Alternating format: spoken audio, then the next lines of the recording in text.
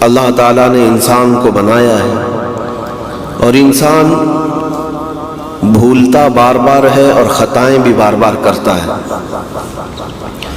خطا کرنے والا اور بھول جانے والا اللہ کی بارگاہ میں ایسا نہیں ہے کہ وہ ہمیشہ کے لیے ناکارہ ہے، بلکہ اللہ تعالیٰ نے اسے زندگی میں بار بار موقع دیے ہیں کہ تو اپنی خطاؤں سے اور اپنی بھول سے پھر سے دوبارہ اپنی اچھی زندگی میں آ جا، اور اسی کو ہم توبہ کہتے ہیں۔ توبہ کا جو آپشن رکھا گیا ہے انسانوں کے لیے، مسلمانوں کے لیے خاص طور پر، بہت ہمت والا ہے دروازہ ہے، بہت ہمت والا دروازہ ہے۔ اور اسی وجہ سے حدیث پاک میں یہ ہے کہ گناہ کرتا ہے بندہ، پھر توبہ کرتا ہے، پھر گناہ کرتا ہے، پھر توبہ کرتا ہے، یہ کرتا رہتا ہے۔ فرشتے اللہ کی بارگاہ میں عرض کرتے ہیں کہ مولا یہ تو بار بار وہی کرتا ہے، پھر توبہ کرتا ہے۔ اگر ہمارے ساتھ کوئی غلطی ایک بار دو بار کر دے، تیسری بار تو ہم اسے چھوڑیں گے بھی نہیں۔ انسانوں کی طبیعت تو یہی ہے، لیکن بندہ جب بار بار ایک خطا کرتا ہے اور پھر توبہ کرتا ہے، پھر خطا پھر توبہ، تو فرشتے جب اللہ کی بارگاہ میں عرض کرتے ہیں کہ مولا یہ ہر بار یہی کرتا ہے، تو جانتے ہیں پروردگار عالم کیا فرماتا ہے؟ ارشاد فرماتا ہے اے میرے فرشتوں، میرا بندہ مجھے رحمان سمجھتا ہے اس لیے بار بار توبہ کرتا ہے، مجھے وہ ارحم الراحمین سمجھتا ہے، ورنہ کون بار بار اللہ تبارک و تعالیٰ کی بارگاہ میں دروازہ کھٹکھٹاتا ہے؟ تو رب تبارک و تعالیٰ ارحم الراحمین ہے، یہ تصور ہر مسلمان کے ذہن میں ہے، اس کی وجہ سے وہ کبھی مایوس نہیں ہوتا۔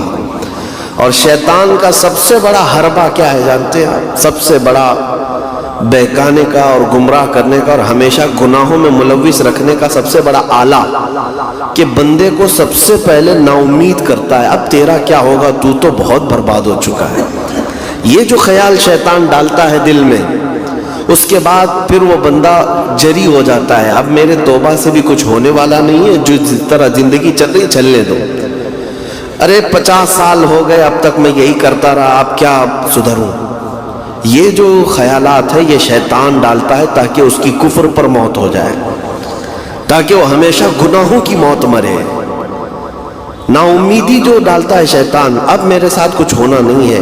نہیں میرے عزیزوں، رحمت عالم صلی اللہ تعالیٰ علیہ وسلم کی بارگاہ میں کیسے کیسے لوگ آئے اور ارحم الراحمین نے ان کی توبہ قبول کی۔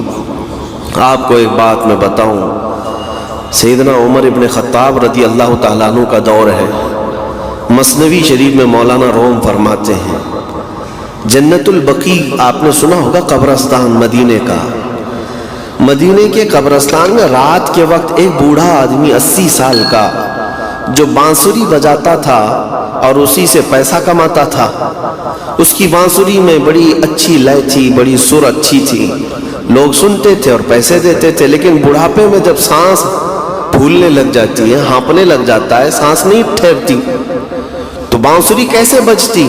اس کی لے ٹوٹ جاتی، لہجے بدل جاتے۔ بوڑھا آدمی، اب اس کی بانسری سننے کو کوئی آتا نہیں تھا اور پیسے ملتے نہیں تھے، تھک ہار کر کے وہ آیا، رات کا وقت تھا، جنت البقیع قبرستان میں، 80 سال کی عمر کا ہو گیا، اس نے بانسری توڑ دی، کہا زندگی بھر جس چیز سے میں کماتا تھا اب میری سانسوں نے جواب دے دیا، جسم پھولنے لگا ہے، سانس زیادہ آنے لگ گئی ہے، اب میرا کھانا پینا کیسا چلے گا؟ خیر ارحم الراحمین، ہوں تو تیرا ہی بندہ، میرے اہل و عیال نہیں، میرے رشتہ دار نہیں، مجھے اگر تو بھوکا مارنا ہے تو اسی قبرستان میں مار دے، یا اگر میری زندگی باقی ہے تو میرے رزق کا انتظام کر دے۔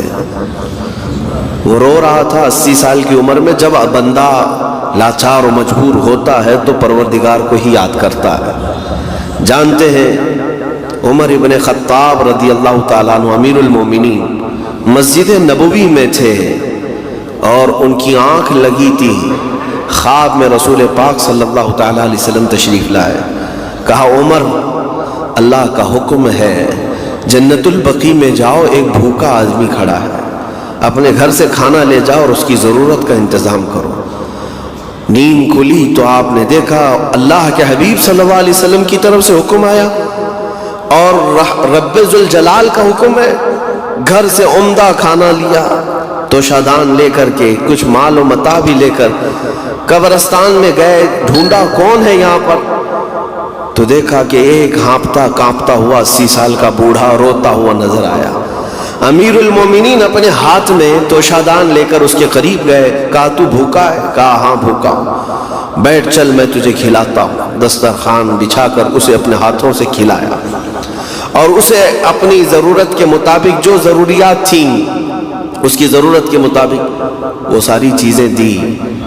वो बूढ़ा पूछता है आप कौन है? हज़रत उमर फारूक ने कहा मैं उमर इब्ने खत्ताब हूँ। वो डर गया। हज़रत उमर से कौन नहीं डरता था कि कहीं ये खिला पिला करके मुझे कोड़े ना मारे कि जिंदगी भर बांसुरी बजाने वाला आज पकड़ा गया है, हाँ आज मुझे ये सजा न दे दे। वो कांपने लगा। कहा कि आप यहाँ कैसे? हज़रत अमीरुल मोमिनीन कहते हैं मैं खुद नहीं आया, मुझे अल्लाह के रसूल ने भेजा और रब तबारक व तआला का हुक्म आया था कि तू भूखा है और तूने रिस्क मांगा है और मुझे तेरे रिस्क दे करके भेजा गया है। वो चीख मार करके गिर पड़ा जमीन पर और रोने लगा, अपने हाथ फैलाकर कहा सच फरमाया मौला तू अरहमुर राहिमीन है। 80 साल तुझसे दूर भागता रहा, एक बार क्या तुझे मैंने पुकारा, तूने वक्त के अमीरुल मोमिनीन को खाना देकर भेज दिया। अल्लाह रब्बुल इज़्ज़त की बारगाह में नाउम्मीदी और मायूसी जो शैतान लाता है, इससे बंदे भटक जाते हैं, बहक जाते हैं, उन्हें तौबा की तौफीक भी नहीं मिलती। इसीलिए मेरा मौला फरमाता अना इंदा ज़न्नी अब्दी बी, रब ताला फरमाता मेरा बंदा मेरे बारे में जैसा गुमान करता है मैं उसके साथ वैसा सुलूक करता हूँ।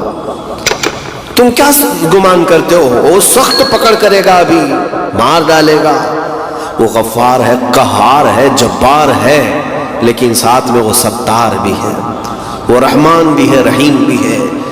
अगर रब तबारक व तआला हर चीज पर पकड़ करता तो हमारा तो जीना ही नहीं था। यहाँ पर इतने गुनाह हो चुके और वो रब ताला फरमाता वसिअत रहमती कुल्ल शै, मेरी रहमत ने हर चीज को घेर रखा है। अल्लाह रब्बुल इज़्ज़त बंदों को माफ करने का इजहार ज्यादा फरमाता है। और जानते हैं आप, गुनाह जब आम होते हैं, मैं आपको अपने घर की बात बता दूं, मेरे घर में आप 4 दिन के मेहमान बन कर के आए, कभी मेरी खिड़की तोड़ रहे हैं, कभी दरवाजा तोड़ रहे हैं, कभी हमारे घर के बर्तन पटक रहे हैं, कभी फर्शी उखाड़ रहे हैं, कब तक बर्दाश्त करूंगा? आपको निकाल कर बाहर कर देंगे, मेहमान नहीं, ये बला हो गई, घर सारा उजाड़ रहा है। एक चीज पर छोड़ दिया जाए, 2 चीज पर छोड़ दिया जाए, ये इंसानों की फितरत है, इंसानों की फितरत। लेकिन रब्बे कायनात अपनी कायनात में हम बंदों को उतारा है, हमने क्या नहीं बिगाड़ा उसका? अपने गुनाहों से उसकी जमीन को लाल कर दिया। हाँ, उसकी नाफरमानी से हमने इस कायनात के रंग को बदल दिया। खुले आम गुनाह, नंगापन, बेहयाई, अय्याशी, सब कुछ होता रहा। उसकी कायनात है, उसकी जमीन है, उसकी सल्तनत है। और इन गुनाहों की वजह से जानते हैं आप, समंदर अल्लाह की बारगाह में अर्ज करता है कि मौला तू मुझे इजाजत दे दे, मैं ऐसी तुग़यानी लाऊंगा कि ये सब हिलाक हो जाएंगे। हवाएं अल्लाह से इजाजत मांगती हैं, तू मुझे शिद्दत दे दे, मैं इतना तेज उड़ाऊंगी कि इनके परखचे उड़ जाएं। लेकिन जानते हो अल्लाह की तरफ से जवाब क्या आता है? समंदर को भी रब ताला फरमाता, हवाओं को भी कहता है रब ताला रुक जाओ, मैं मेरे बंदों के इंतजार में हूं, मेरे बंदों की तौबा के इंतजार में हूं कि मेरे बंदे मेरे पास लौट आए। इसीलिए अल्लाह के हबीब सल्लल्लाहु तआला अलैहि वसल्लम इरशाद फरमाते हैं, अल्लाह ताला को सबसे ज्यादा खुशी किस बात की होती है जानते हैं? रब ताला अपने बंदों से कब खुश होता है? मिसाल देकर के मेरे आका ने फरमाया, मिसाल देकर समझाया। सहरा में, डेजर्ट में रेतीले मैदान होते हैं, उसका सफर बड़ा डेंजर होता है। आज भी डेजर्ट है बहुत सारे, सहारा डेजर्ट का नाम सुना होगा। हम गए 200-250 किलोमीटर तक आप चलते रहो गाड़ी, ना एक दरख्त नजर आता है, ना पहाड़ नजर आता है, ना घर नजर आता है, कुछ भी नहीं। इस तरफ मैदान रेत का और आसमान लगा हुआ दिखता है, इधर भी आसमान। تنہا ہم اکیلے نظر آتے رہتے ہیں۔ صحرا کا جو سفر ہوتا ہے بہت کٹھن ہوتا ہے۔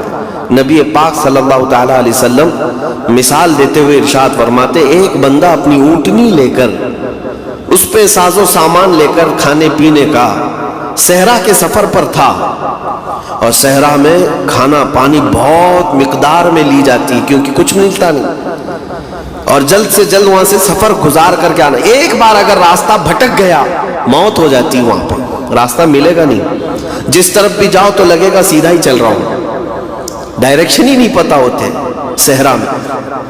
حضور پاک صلی اللہ علیہ وسلم فرماتے، ایک بندہ صحرا کے سفر میں اپنی اونٹنی کے ساتھ ساز و سامان لے کر سفر پر تھا، بیچ راستے میں اسے نیند آئی، سویا، سو کر کے اٹھا تو دیکھا اس کی اونٹنی ساز و سامان کے ساتھ غائب ہے، صحرا میں، بیچ صحرا میں۔ اب جو سواری تھی وہ غائب ہے، کھانا پانی تھا وہ غائب ہے، کچھ نہیں ہے ساتھ میں۔ گھبرا گیا، پریشان ہوا، اپنی اونٹنی کو ڈھونڈتا ڈھونڈتا تھک گیا، کبھی ادھر کبھی ادھر، کبھی ادھر کبھی ادھر، ہر جگہ کہیں کوئی نشان نظر نہ آئے۔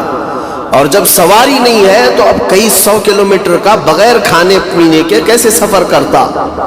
تھک ہار کر کے دوسرا دن ہو کہ تیسرا دن ہو، ایک جگہ وہ بندہ سو گیا، پھر سے سو گیا، اب راستہ بھی نہیں ملتا۔ سویا تو نیند سے اٹھا جب تو دیکھا اس کی اونٹنی بھی موجود ہے، اس کا ساز و سامان بھی۔ یہ مثال ہے، یہ مثال ہے۔ میرے آقا صلی اللہ علیہ وسلم صحابہ سے اب پوچھتے ہیں، اے میرے صحابہ بتاؤ اس بندے کو جو صحرا میں گمشدہ اونٹنی جس کی مل جائے اسے خوشی کتنی ہوگی؟ صحابہ کہتے یا رسول اللہ اس کی تو جان میں جان